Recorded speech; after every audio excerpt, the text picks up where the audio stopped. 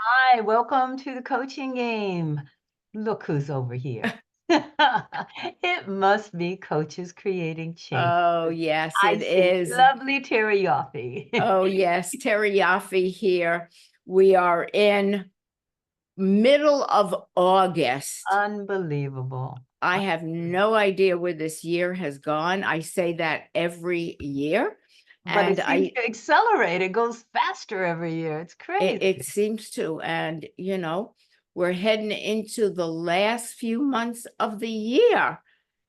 What, We're going into the quarter almost. It's like, right? what's going on? October. Yeah. I know, I know. And that's kind of what we decided we might want to talk about today, just time passing, aging, benefits of aging, and just like what time's not waiting for us. So what do you do with that information? And Terry came up with a marvelous idea. Tell us what you were thinking about, Terry.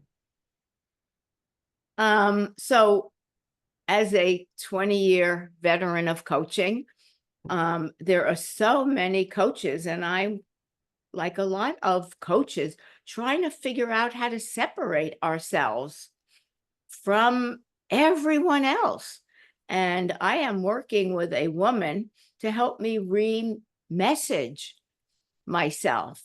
And her philosophy is, why are you hiding your age? That's your superpower. So for older coaches who've had many, many decades of life experience, of wisdom, where are we? Because today is complex and older people have been there, done that. So it's nothing against young coaches. We need them for sure. But what about older coaches? It's like people of a certain age are called elderly, are called old, or whatever label that the universe places on us. Ageism doesn't exist anymore, whether you're in your 50s, 60s, 70s, 80s, 90s, whatever.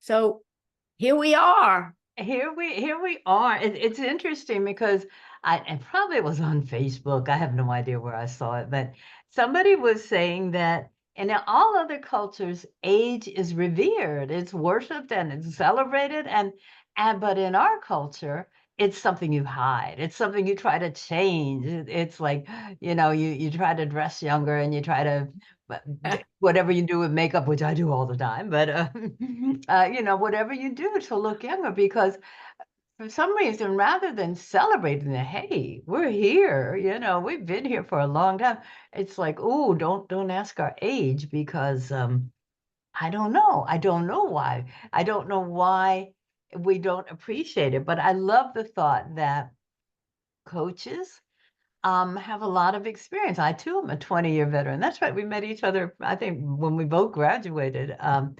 And that is 20 years of experience. That's 20 years of learning. That's 20 years of going through all the changes that coaching has, gone through. Absolutely. It's got to be worth something. Got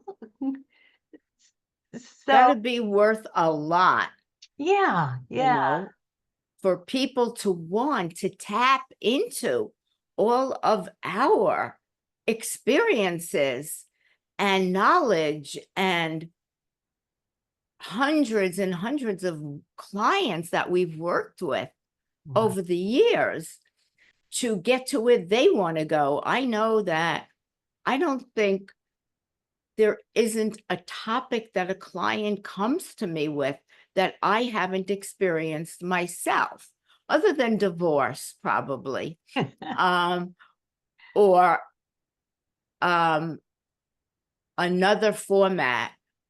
Most of everything, clients come to me, they struggle, they lose their jobs, they don't know where they want to go, they want to get into their own business, they've worked for companies. How do you give that up?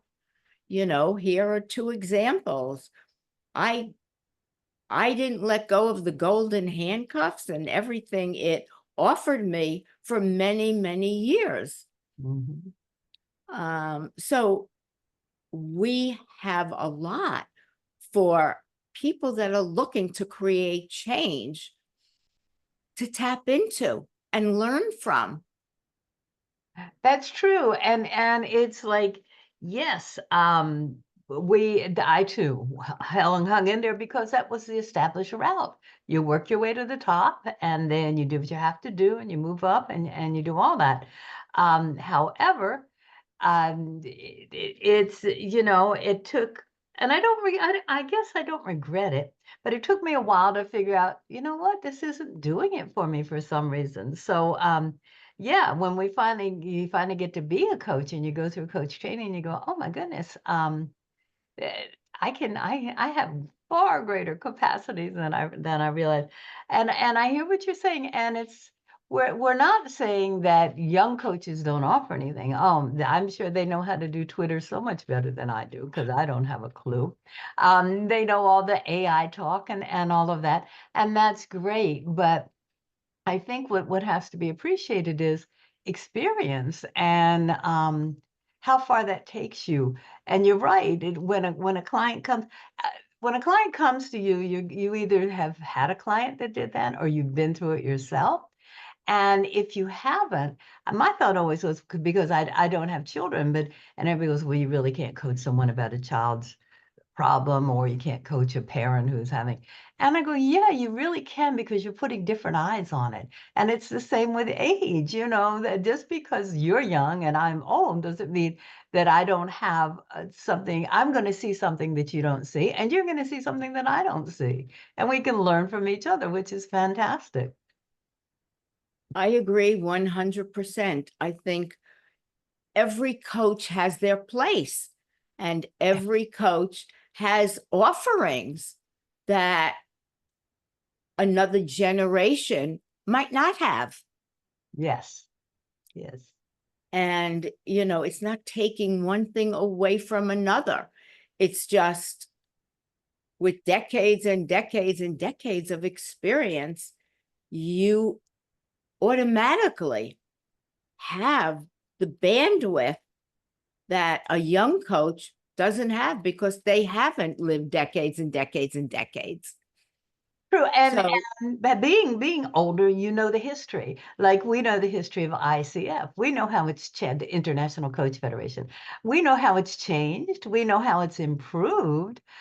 We know the old techniques. We know the new techniques. right, We can put it's a delightful blend.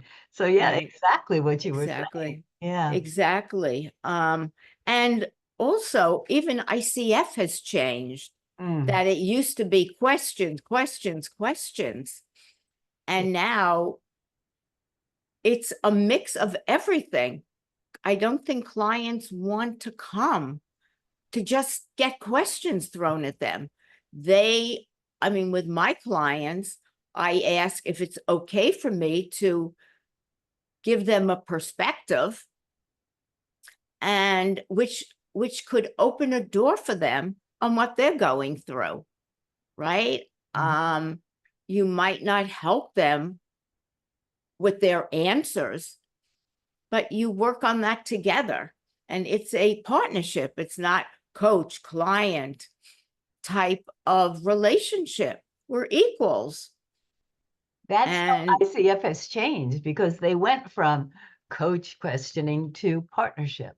And it's a joint effort. And we've watched that. I mean, we know how to do all the questions and we know how to do the partnership now. And I think that's one of the biggest changes. And I know you and I are from different schools, so to speak, coaching schools, but I see how my school has changed so much. And the pandemic changed things too. It sure, was you don't have to be face to face, and you don't, there are other ways to help. So to expand, and we've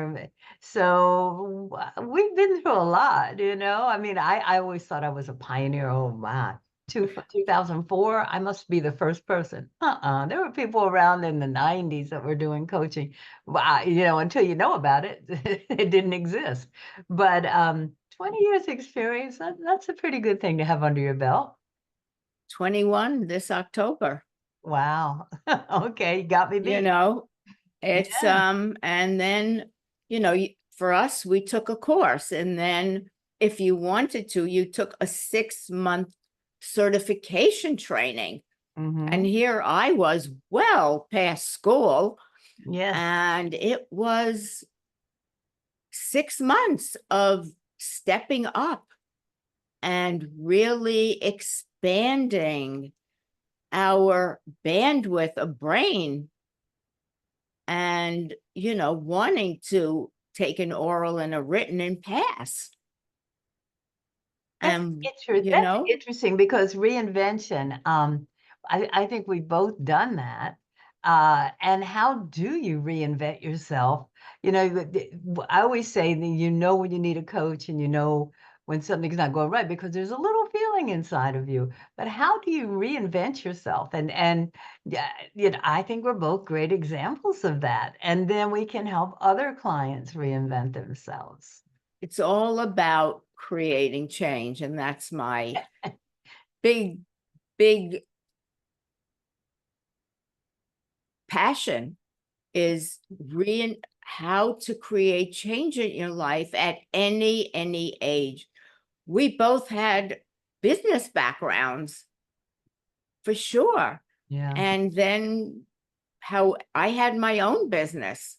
And then, Right? Yeah. yeah, I stumbled upon coaching at a older age. I jumped in. That's 20 years ago. And I've done coaching, I do a podcast. I now write an article for a magazine. Um, and I'm about to start speaking again. Cool. Whereas I used to speak a lot, get up on a stage. I haven't done that in years. And now I'm going to a conference where I get a chance to get up and talk. And that's my next foray. So, we look at societal norms Mm. of you get married at 20, you work, you have a family, and by 65, it's time to retire. Although Whatever many that people means. are not Yeah. doing that so much. And then what? You spend the next X years in retirement. Mhm. I find that being able to coach, to have a podcast, it keeps me relevant. It keeps me on top of knowing what's going on and interfacing with so many different people that I keep learning. And that's the beauty of being willing to not let go of your goals or your dreams at no matter what age, because we leave them on the cutting room floor Mm. and we're too old. I'm 45. I better stay in this job, or I'm 50. I better not make any changes. And we buy into the limiting beliefs called fears. And that's how we live rather than saying, okay, why not? Sure, I'm going to do this no matter what.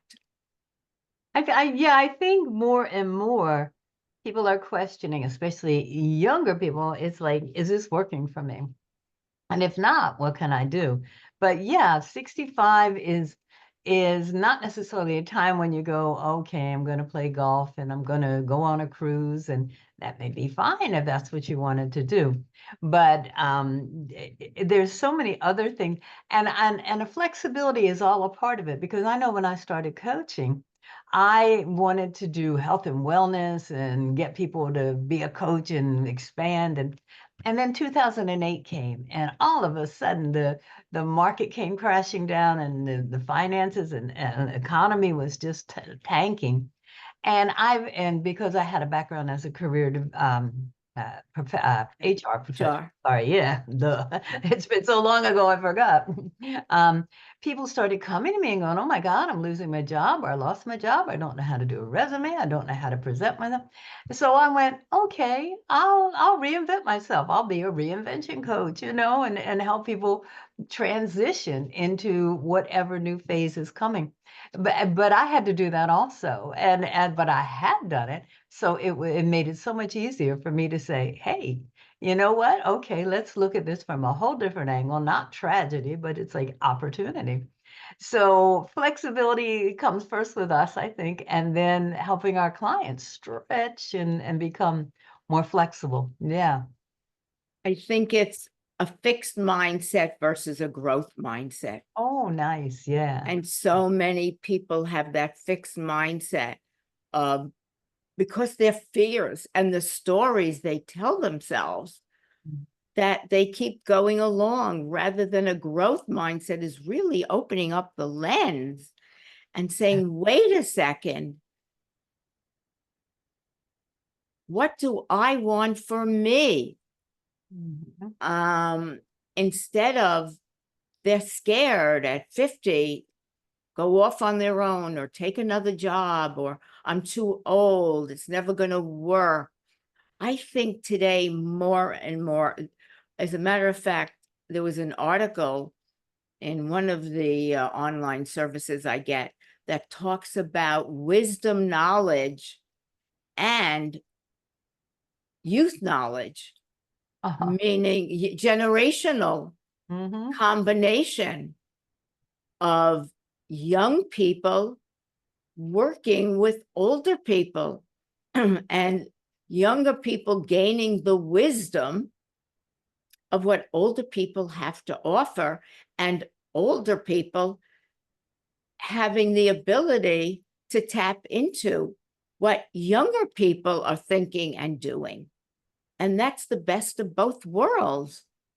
Definitely, yeah, and it's funny that again we're back to partnership. But I know there are people who have tapped into that. There's the Small Business Association, I believe. I know it's called something besides that, where previous or people who have owned businesses help young entrepreneurs start their own business and give them all their knowledge. And it keeps the giver sharp, and and the getter, the receiver, I guess, is the one who gets all the knowledge. There's also something called a foster grandparent program where senior citizens loosely adopt younger children, and together the senior citizens learn, all the new things that the young kids learn, and the kids get the benefit of an additional set of grandparents. So people are tapping into that. And both of those organizations could not exist unless there were elderly people with a lot of experience and a lot of knowledge that they were willing to pass on to people. So we're back to partnership. And I think I feel confident in saying, and I think you might, Terry, also, we're not alone. There are a lot of people over the age of when, oh, you should be retiring. And I think AARP says, what is that, 52? And they start sending you all the and all the paraphernalia, whether you want it or not. We should be, relaxing and resting. And no, that's not necessarily true. 100% agree. And, everyone makes their own choice. We're not sitting here saying, if you don't retire because you want to, you know, if people want to do that and that's their passion, they should go for it. But I know there are so many people that struggle with what can I do next? Yeah. And they're afraid. What if it fails? And the naysayers, the friends, family. What are you crazy? You're older. Retire, enjoy your time. Instead of saying, oh my God, you had a great idea to start a cooking club or, a cooking show or whatever your passion is. Yeah.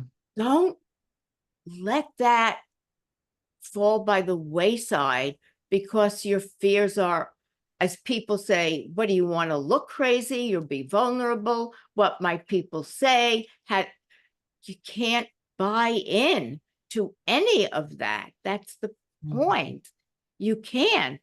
You have to follow your heart because we have one life. That's it. We have many opportunities, but Yeah. one life. Yeah. And I think we each need to make a choice. What does that life going to look like for me? Not for what my friends think, not for what my family thinks, but for me. And with that, decide what's best for you. One of the things I think is most valuable about having a coach is because we go, oh, follow your passion, do what you want to do. So many people out there just can't get past the prescribed route. It's like, wait, I'm 65, I have to stop. No, no, coaches can help you figure out what are the opportunities out there? What can I be doing? What have I missed? What did I want to do but I never got to do? How can you modify that at your age to go ahead and give you the joy that you thought it would give you, or at least try it and go, oh, I hated that. I'm glad I didn't do it. Whatever you do, that's where the coach comes in to help you expand your mind, to Right, to help you brainstorm and think about where can I be of most service? Because I think right, there's all kinds of studies out there, and the most important thing for seniors and probably for everybody is to feel needed, to feel like they're providing a service. And it's like, well, that's what we help you do. That's because we've been there. That's why we went to right. coaching, because we were doing okay in our businesses, but it was like, nah, I need a little bit more. So So that's an important job. absolutely. And also helping them identify the limiting beliefs Ah, that are stopping them. That's the yeah, key. What is really stopping you? The stories we tell ourselves. yeah, If, we all do that, how do we look at these stories? How do we, change your story, change your life? right. And I don't know for you, but for me, I don't know how I keep going. There's something in my soul that Mhm. wants to make an impact, wants to make a difference. And we all can in very small ways or in larger ways. Yeah. We're not celebrities, we're ordinary people, really looking to do extraordinary things.